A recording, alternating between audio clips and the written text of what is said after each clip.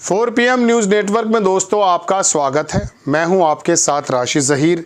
जब मेरी ये खबर आप सुन रहे होंगे तब तक ट्रंप का रिज़ल्ट आ चुका होगा। दुनिया भर से कॉन्ग्रेचुलेशंस मिलने लगी हैं ट्रंप साहब को और अमेरिका का राष्ट्रपति नया 47वां डोनाल्ड ट्रंप है। कमला हैरिस हार गई जो डेमोक्रेट्स को प्रतिनिधित्व करती थी। रिपब्लिकन पार्टी बहुत पुरानी, सबसे पुरानी पार्टी रिपब्लिकन पार्टी 1876 में 1776 में गालिबन, हाँ, अमेरिका इंग्लैंड की कॉलोनी से आज़ाद हुआ।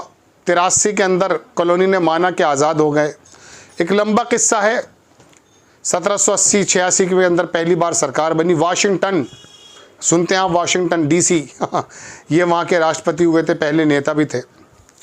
बहरहाल 1920 में महिलाओं को मिला था अधिकार। पहले वोट देने का अधिकार नहीं था, सिर्फ सफ़ेद लोगों को, सियाह फार्म भी वोट नहीं दे सकते थे, महिलाएं भी वोट नहीं दे सकती थी। पुराना लोकतंत्र है, इसमें कोई दो राय नहीं, लेकिन हमारा जो लोकतंत्र है भारत का, वो बड़ा भी है और विशाल भी है, ज़बरदस्त भी है। वहाँ दोस्तों बात यह है कि अब ट्रंप साहब आ गए हैं। असल बात यह है कि ट्रंप जीता कैसे। अभी चूँकि स्विंग स्टेट्स का पूरा रवैया सामने नहीं आया है, 277 की खबर मेरे पास थी और दुनिया के तमाम मुल्कों ने कहना शुरू कर दिया। देखें आप खबर, Trump receives congratulations from all sides. The head of the European Commission उनको मिल गई है। Ursula von der Leyen congratulated Trump election victory. Turkish president Erdogan ने भी दे दी है, जर्मन चांसलर ने भी दे दी है, जॉर्ज मेलोनी ने भी दे दी है। अमीर कतर तमीम इब्न अल हम्माद, ये वहाँ के फॉरेन मिनिस्टर भी हैं, प्राइम मिनिस्टर भी हैं, उन्होंने भी दे दी है। अभी सऊदी अरब की नहीं आई है, ईरान की भी नहीं आई। चलिए खैर, मैं आपको थोड़ा बताना चाहता हूँ। 2 लाख अरब वोट हैं। जो बताया जाता है कि डेमोक्रेट्स यानी कि बाइडन का जो मुनाफिकाना रवैया था, समझ में नहीं आता था ये आदमी किस तरफ का है। एक तरफ तो बोलता है कि मैं ज्यूश हूँ। इसराइल जब गया तो बोला कि मैं एज ए प्रेसिडेंट नहीं आया हूँ यहाँ पर, मैं ज्यूश की तरह आया हूँ। और दूसरी तरफ गाज़ा के लोगों को ह्यूमैनिटेरियन एड भी दे रहे थे। डोनाल्ड का दक्षिणपंथी रवैया है, लेकिन एक तरफा है, साफ है, क्लियर है जो भी कुछ है। उसने ऐलान किया कि मेरे ऑफिस को ज्वाइन करने से पहले मिडिल ईस्ट क्राइसिस यानी कि गाज़ा का जो क्राइसिस है बंद हो जाना चाहिए। और पुतिन तो उसके दोस्त हैं। बल्कि आपको मैं दिलचस्प बात बताता हूँ। अभी पिछले दिनों रशिया के एक बहुत बड़े मॉल में, होटल में बमबारी हुई थी। वो ट्रंप के रिश्तेदारी हैं, पुतिन और ये सब आपस में मिले जुले लोग हैं। लंबी कहानी है, फिर कभी सुनाऊंगा। बहरहाल तो वो भी यूक्रेन युद्ध जो है वो क्लैशेस भी ख़त्म होने की उम्मीद है। ये बात दीगर है कि ईरान को और मिडिल ईस्ट के मुस्लिम मुल्कों को लेकर के उसका बिल्कुल साफ रवैया है। फ़लस्तीन को वो बिल्कुल एक्सेप्ट नहीं करते हैं और वो यहूदियों की जमात को भी बहुत ज़्यादा प्रवोक करते हैं। और किसी प्रकार से गाज़ा के बारे में भी, फ़लस्तीन के बारे में भी कह दिया था कि ख़त्म हो जाना चाहिए। लेकिन पिछले कार्यकाल में 2016 से 2020 के बीच में ट्रंप के दौर में कोई लड़ाइयाँ नहीं हुई हैं। आपको मैं यकीन बताता हूँ, मेरा एक पेज है राशिद ज़हीर के नाम से, फेसबुक पर मैं हूँ, जैसे भी सबके होते हैं। वहाँ जब ये बाइडन आया था 2020-21 के शुरुआत में, तो मैंने कहा था ज़्यादा खुश होने की ज़रूरत नहीं है। इस आदमी का रवैया पिछले 30-35 वर्षों से जो मैंने पढ़ा है वो कभी समझ में नहीं आया। रवैया ही ख़राब है, दुरंगा रवैया है। अरब जो वहाँ पर थे, जो 7 स्टेट्स हैं जिन्हें स्विंग स्टेट्स कहा जाता है। स्विंग स्टेट्स का मतलब ये समझ लीजिए कि एक तरफ वो डेमोक्रेट्स को दे देते हैं, एक बार वो रिपब्लिकन को दे देते हैं, इसलिए उनको स्विंग स्टेट्स कहा जाता है। 93 सीट हैं, ज़बरदस्त लीड ले ली है वहाँ। 50-51 की ज़रूरत है, ज़्यादा हो गई होगी अब तो बहरहाल वहाँ पर जो 2 लाख अरब वोट हैं उन्होंने डोनाल्ड को सपोर्ट किया। महिला होने के नाते बहुत वोट कमला हैरिस को मिला है। बाइडन होते तो ये भी नहीं मिलता। और इसमें कोई दिक्कत की कोई दो राय नहीं है कि लोकतंत्र को चाहने वाले लोगों ने कमला हैरिस को ही वोट दिया है। ट्रंप के बारे में बाइडन के एक बहुत बड़े अधिकारी कल कह रहे थे कि अमेरिका के इतिहास में इससे ख़तरनाक व्यक्ति नहीं आया, ना आएगा। तो दुनिया किस करवट जाने वाली है इस बात के भी अंदाज़ा पता चल जाएगा। उनकी नीतियाँ बिल्कुल अलग हैं। जो बाइडन के रवैया को पता नहीं कर पाते हैं, डेमोक्रेट्स के रवैये को पता नहीं कर पाते हैं, तो वहाँ से नाराज़ होकर अरब के लोगों ने एक बार में ही दक्षिणपंथी नेता चुन लिया है। ज़्यादातर वोट उनको मिला है अरब के लोगों का। और जो लोग डेमोक्रेट्स को वोट देना भी चाहते थे, गाज़ा की वजह से मिडिल ईस्ट के क्राइसिस की वजह से वो कमला हैरिस को वोट नहीं दे पाए just because of the Biden.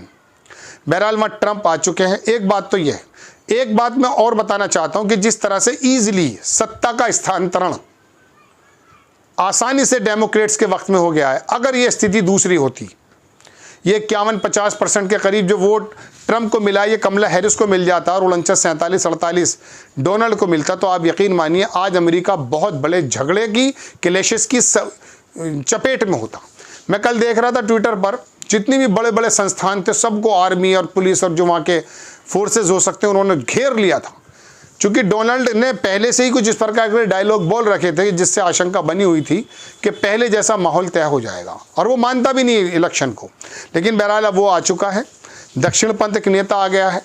Bharat के साथ क्या रवैया होना ये भी मैं आपको बता दूं। वीज़ा संबंधी थोड़ी प्रॉब्लम्स होने शायद हो जाएं, लेकिन फिर भी पिछले 4-5 सालों में तो मोदी जी ने उनका नाम नहीं लिया, हालांकि पहले तो ट्रंप सरकार बनवा रहे थे। लेकिन इस बीच मोदी और ट्रंप के अंदर भी, मोदी जी को भी ऐसी पार्टी से कहा जाता है दक्षिणपंथी की पार्टी, ऐसी इनकी भी पार्टी को दक्षिणपंथ पार्टी कहा जाता है, मतलब थोड़े राइट विंगर्स कहे जाते हैं, तो कुछ समानताएं हैं। तो अब ये जो इलेक्शन है मैं आपको बता दूं, जीतने की सबसे बड़ी वजह अरब के लोग हैं, क्योंकि वो बाइडन के दुरंगे व्यवहार से तंग आ चुके थे। 1 साल से ज़्यादा हो चुका है, 2 लाख से ज़्यादा आदमी मर चुके हैं, आप 45,000 समझते हैं। अमेरिका की पिछले दिनों एक रिपोर्ट्स आई थी, वहाँ की जो NGOs हैं उन्होंने कहा 2.25 लाख आदमी वहाँ शहीद हो चुके हैं। गाज़ा के अंदर 45,000 से ज़्यादा बच्चे मारे जा चुके हैं और अभी तक लगातार वो काम कर रहा है। दुनिया 2 धड़ों में बट गई है। फ़लस्तीन के अंदर बच्चे महिलाएं मरते हुए दिखाई दे रही हैं, लेकिन हमास का कुछ इस प्रकार का रवैया in front of the world रख दिया गया है देश दुनिया की मीडिया ने, उनको लगने लगा कि यही सबसे बड़े जालिम हैं। जबकि यूएनओ का महासचिव गुटेरेस बोलता है कि 56 बरसों से फ़लस्तीन के अंदर जो यहूदियों ने, जो इसराइल के लोगों ने जुल्म सितम कर रहे हैं, कि उसका हिसाब कौन देगा। हमास के उस वाले पक्ष का कोई साथ दे नहीं सकता जब उसने 7 अक्टूबर को 2023 में हमला किया था, लेकिन 56 बरसों से वो एक छोटी सी जगह से अपना एक्सपेंड करता करता कब्जा करता हुआ आ रहा है। बताइए हम कब बर्दाश्त करेंगे कि भारत की ज़मीन चीन या पाकिस्तान हड़प ले? बताइए, बर्दाश्त कर सकते हैं? ऐसे अपनी ज़मीनों को कोई नहीं देना चाहता। इन यहूदियों ने आकर इसराइल के अंदर जो पैदा हुआ है 1948 में, सेकेंड वर्ल्ड वार के बाद जो चले हैं, तो उसके बाद देखिए दुनिया के अंदर जितने भी फितने हैं, जितनी भी लड़ाई हैं, अक्सर इन लॉबीज़ का हाथ आपके सामने आएगा। बहरहाल दोस्तों, बात यह कि डोनाल्ड आ गया, दुनिया अलग तरह से करवट लेने वाली है। क्या क्या ईरान को लेके फैसले होंगे, क्या क्या भारत को लेके फैसले होंगे, आने वाला वक्त बताएगा, चूँकि अब एक दूसरे से जुड़े हुए हैं। लेकिन एक बात की अच्छी बात है कि मिडिल ईस्ट का क्राइसिस रुक जाएगा। ये बात दी गई है कि वो ईरान पर किस तरह के सैंक्शन लगें, उसके वेपन्स को, उसके न्यूक्लियर वेपन्स को क्या लेकर के वो कहे, सऊदी मुल्कों के साथ क्या रवैया, वो बात अलग है। लेकिन कम से कम ये लड़ाइयाँ जो रात दिन, हालांकि ट्रंप नेतन्याहू इस समय आकर के कुछ ज़्यादा हतोत्साहित, मतलब ज़्यादा उत्साहित नहीं थे। पहले तो बहुत ज़्यादा उत्साहित थे, ट्रंप को लेके वहाँ चल भी रहा था। लेकिन ट्रंप ने जब कहा था कि ऑफिस को ज्वाइन करने से पहले गजा युद्ध रुक जाना चाहिए, वो आदमी ऐसा कर देगा। कम से कम मारकाट तो मचे। बहरहाल मुज़ाकरात की टेबल पर बात आएगी, आगे बढ़ें। वो बात अलग है, नीतियाँ कैसी हैं, अमेरिका की नीतियाँ कैसी होंगी। लेकिन डोनाल्ड ट्रंप के आने से दुनिया दूसरी तरफ जाने वाली है दोस्तों, अलग नज़र है। एक अच्छी बात और है डोनाल्ड के बारे में, चीन से इतना ज़्यादा डिस्टेंस रखने का वो हामी नहीं रहा है जितना कि जो बाइडन की सरकार या डेमोक्रेट्स रखते हैं, क्योंकि वो चाहते हैं कि मिडिल ईस्ट और एशिया, मध्य एशिया के अंदर उनका ही वर्चस्व हो।